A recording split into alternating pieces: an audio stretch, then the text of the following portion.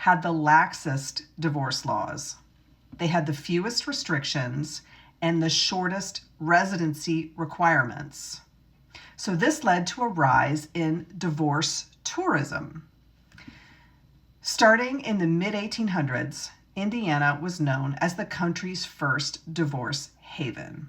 They had permissive divorce laws for the time, not no fault, but a good number of reasons that could prove fault, and their residency requirement was short. So waves of divorce seekers, especially from New England, moved to Indiana to obtain divorces. In the latter part of the century, Reno emerges as a quick divorce destination. They had a 6 weeks residency requirement, which was among the shortest in the country, and they would remain a divorce destination until the 1950s. Newport, Rhode Island became a divorce destination for the Gilded Age rich and famous at the end of the 19th century. Newport required a year residency. However, most wealthy people didn't mind living in a huge mansion for a year while they awaited their divorce.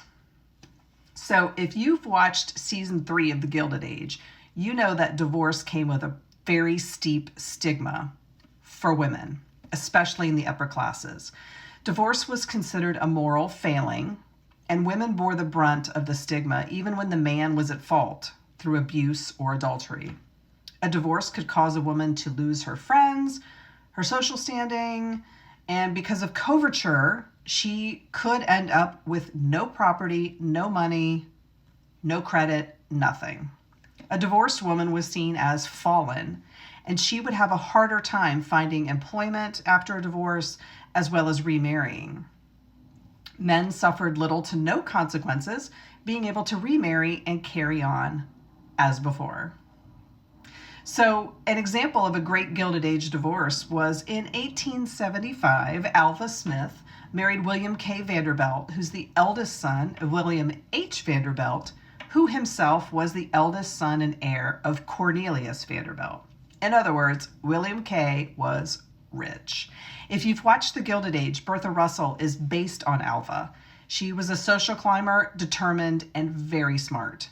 She was determined to get the Vanderbilts accepted by society, and she succeeded.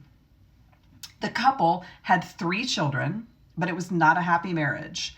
William was a notorious philanderer, and in 1894, William was caught. He was seen in Paris with an American woman that he set up in an apartment there and paid her 40,000 francs so openly